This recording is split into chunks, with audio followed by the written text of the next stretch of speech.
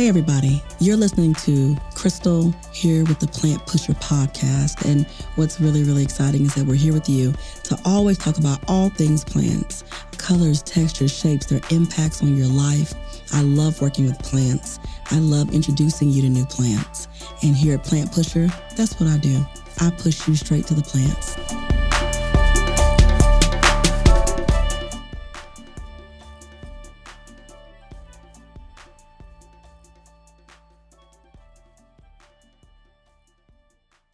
Hey everybody, welcome back to another episode of the Plant Pusher. I have another amazing co-host today. Today I have Chef Brian Lindsay with me, and we are talking about juggling juice versus smoothies with plants.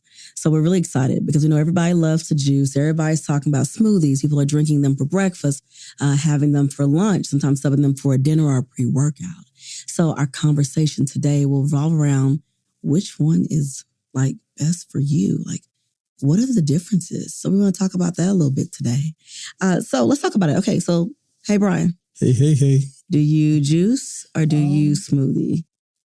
I juice, and if I had to put it in tiers, I'm like, top would be juicing, and then my second runner-up would be smoothies.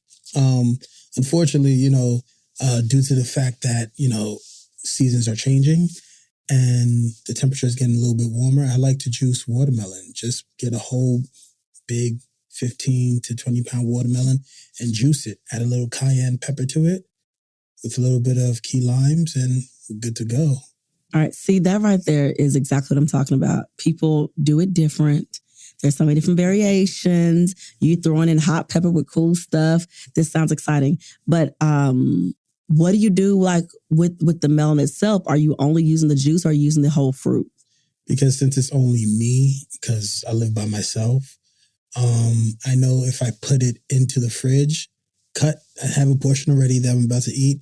Once I put it into the fridge, it's like put it and get into, the land of the unknown. Because sometimes, things spoil in your fridge. And because I like watermelon so much, I want to utilize it in its most peak ripeness. And so by doing that, I think by juicing, it eliminates leaving it within the fridge. And it gives me something, if I don't feel like water, I could drink that instead. And the reason why I add cayenne, because normally I would drink watermelon in the morning, just like you have a glass of, water with lemon or whatever you choose to, but I decide to rehydrate my body from sleeping with that. And the cayenne just opens up your blood cells. Well, your arteries and stuff like that. And it's just a great start to the day. So are you eating the whole fruit or no? The whole fruit sometimes, but... When you juice it though, like when you throw it in your juicer, does it spit the pulp out another side, or are you having to juice the entire piece of melon? I cut the green part off, which I leave the lipocene, and I juice that as well, which is a good stimulant for, the male organs and also female organs. But it's an antioxidant that helps with nitric oxide flow. So, that's good for gym. That's good for anything that you would need, energy for. So have it in the morning, depending on whatever you're doing, is definitely a plus in my books. All right. So here's the thing. I love juicing, but I prefer smoothies. I love pulp. But I love it for reasons that are probably a little bit more non-traditional. So I love the benefits of everything that comes out of the juice, but I feel the pulp is so important because it adds fiber to the diet. And in Western society, we don't get enough fiber in our diets. So if you're squeezing all the juice, for example, take an orange. If you squeeze all the juice out the orange and nobody's eating the actual pieces of fruit, then you're leaving all that roughage and fiber that's good for your digestive system. And it cleans. It does. Yeah. Guess what? Fiber's also been linked to being great for the heart because it helps break down plaque and build up in the arteries. So for me personally, I love pulp and fiber. I try to get it anywhere I can, anytime I can, the roughage. So it also brings down your cholesterol. Mm-hmm. So for me, I'm very mindful of using the whole plant. Mm-hmm. So even if it can be juiced, throw in the pulp. throw in some stuff. I need that roughage. And also it fills you up. You know, if I drink the fluid, it's just the fluid within me, keeps me cool, hydrated in my belly. But then if I get the fiber, I get a more full feeling in my stomach as well. So it's like I'm trying to aid digestion, minimize heart issues, and keep my cholesterol low all at the same time. So I love juice. I drink mine warm every morning, but I also come behind it and I eat other pieces of fruit to make sure I'm getting that pulp, because oftentimes that's missing. I remember you told me to, like, every time I drink my watermelon water, to have a banana, which also helps with the fiber. Yeah. And it does work. It makes you feel fuller, to be honest with you. Uh-huh. After a glass of watermelon juice, however you choose to say it. But that banana does add that reduction of being hungry, I would say. Yeah, it keeps you a little more full. So then, okay, so do you smoothie for a whole meal, or is it just a snack? Sometimes it's between meals, you know, sometimes between lunch and dinner, you're busy, you know, doing what errands you have or whether you're working. And a smoothie is satisfying. Yeah.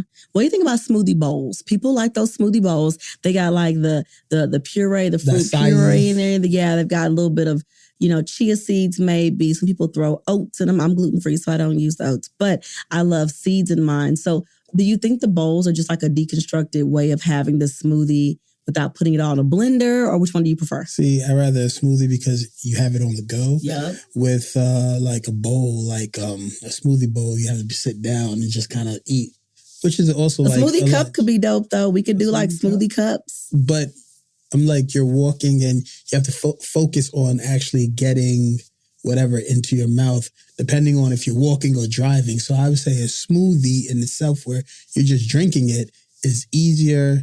And you can pay more attention. You see people all the time with their phone, and they're looking right deep into their phone and they're not focusing on what's happening. And that's what I feel like with a smoothie bowl or a smoothie cup, as you said, can result into. So, okay, so what's your favorite thing to add? Like right now I'm on a kick. I really enjoy pumpkin seeds. I know that sounds really interesting. To your smoothie? I'll add them to salads, smoothies, anything. Like I really, really enjoy them. That along with watermelon. I can eat watermelon all year round, but I like it because I don't feel like thirsty. Watermelon, it's very, very, very hydrating to me. So, you know, I work outside in the elements a lot, making product, gardening, growing, etc. And so for me personally, I love eating watermelon throughout the day. Especially so I don't get dehydrated. It seems like it adds electrolytes and other fluids to the body. O2, I believe it's called. I don't know, but I like which it. Which is on the same bandwidth as water, but that extra H of hydrogen, I think that's the reason why you probably feel more sufficient than you would if it was water. But if try it one day. You ever tried it when it's hot outside, when you're busy and you drink watermelon juice instead? I'm saying when I went to chicken dinner, I'm saying that hydrates you to the utmost power. But a good suggestion, I would say, for smoothies, if you really want to add some kind of fiber, I would say throw some granola in and blend it up with, if you use almond milk or whatever base you're using, because that adds, you know, what you need, that oomph to make you feel full but not rehydrated. Okay, so see, I'm gluten-free, so I would add things like seeds in. I would consider chia seeds. Yeah, seeds. I would do shredded coconut. I would do other fruits that would give me the roughage without having the grain. Bananas are a good substitute. I like plantains. I like cantaloupe. I like honeydew. I like plantains in a smoothie. You could do pumpkin. You could take beets. You could take sweet potato. Like I'll add anything that gives me a little bit of roughage and thickness. Just a little bit, a little handful, couple of cubes. Squash. What kind of squash? You could do a butternut. You could do an acorn. You could do all kinds because I'm just doing it for the roughage. So that sounds really good. Right. Think about the fruit that you introduced me to this week. What was it called? Mama sapote. Okay, there you go.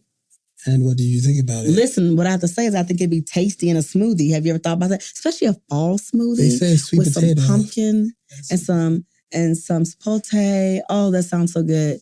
With some seeds, sprinkle a little bit of chocolate. That sounds more like a bowl. But it would be great blended up in a cup. It would be great, but I would say like just the seed. With some peanut butter.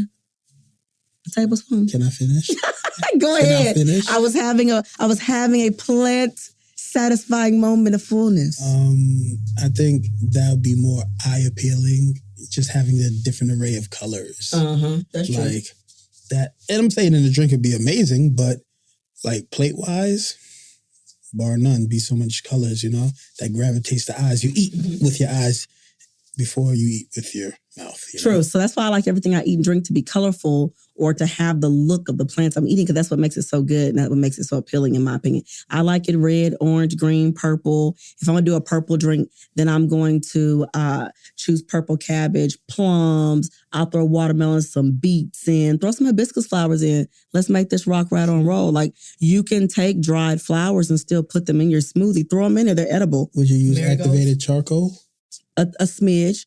Oh, we're going black on black on black on black. Okay, cool. Then I would add activated charcoal. I would probably do some black onyx cocoa. And then I would throw in a banana, because bananas will turn that dark color when they have moisture added to them and you blend them. Would it be gray or is it No, because the think about it. The charcoal's going to turn the entire drink black, so it's going to be super dope. Yeah, like that'd be so fun. Yeah. How they drink black on black on black on black. Like, it'd be dope. And so I love that. Oh, throw some blackberries in. Yeah. Oh my goodness. Like, we could have you can throw blueberries in because they're dark in color. So it would take on the color. So I like color combinations in my drinks. Paradise. Yeah. I mean, I'm trying to drink as good as I want to look. So I love color. And it'd be the same thing if it was purple or whatever. Throw some turmeric in if it's gold.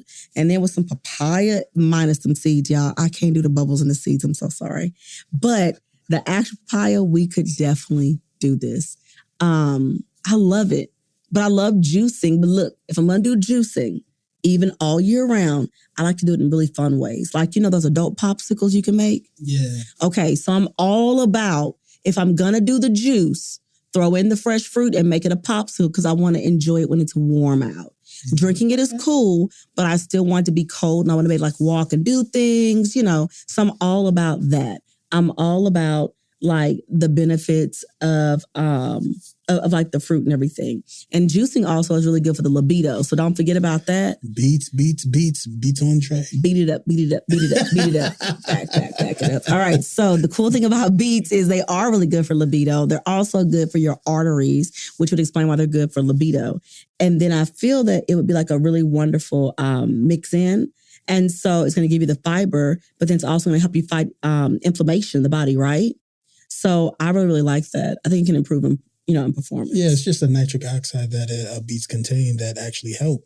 So but they have that metallic-y taste, so don't try to forget that metallic-y, but yeah, you could cut it with something like... What should we cut it with? I cut mine with pineapple. So you taste the pineapple, but you drink the beets. But also keep in mind, if you drink beet juice, if you go to sleep and you wake up and you use the bathroom, your urine will be red. Or if you defecate, it will be red. So don't freak out. Don't call us cutting up because you saw something that you saw. Listen, that's for it happened you. To me one time, and the universe. I was so scared. I called my whole wife I'm bleeding. I just urinated. I'm bleeding. He's like, "What did you do last night?" I was like, "Oh, I had some roasted beets."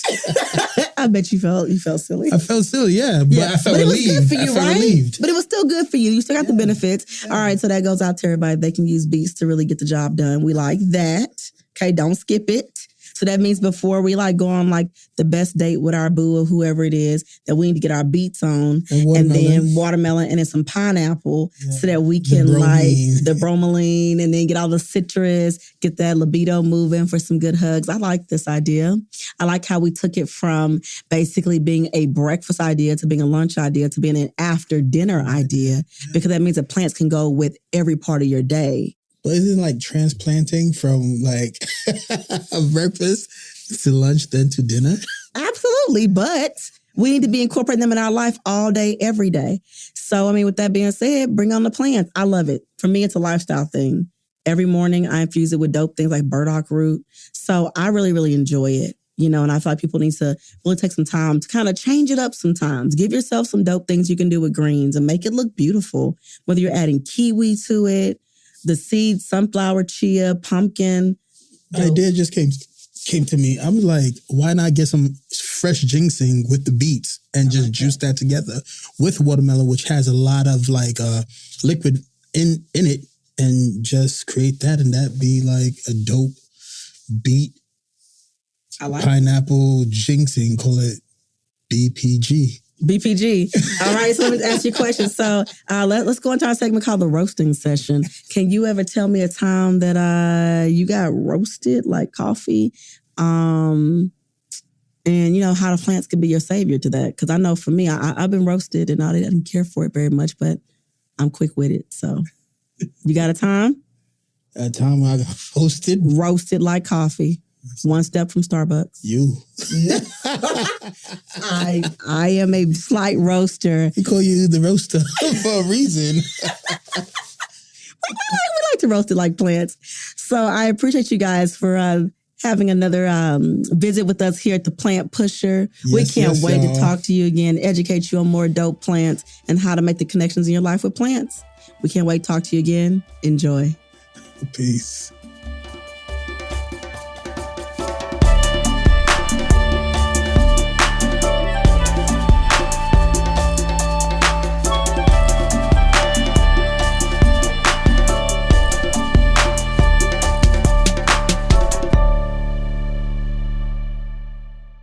This show, Plant Pusher Podcast, is brought to you by Possibilities Podcast Platform.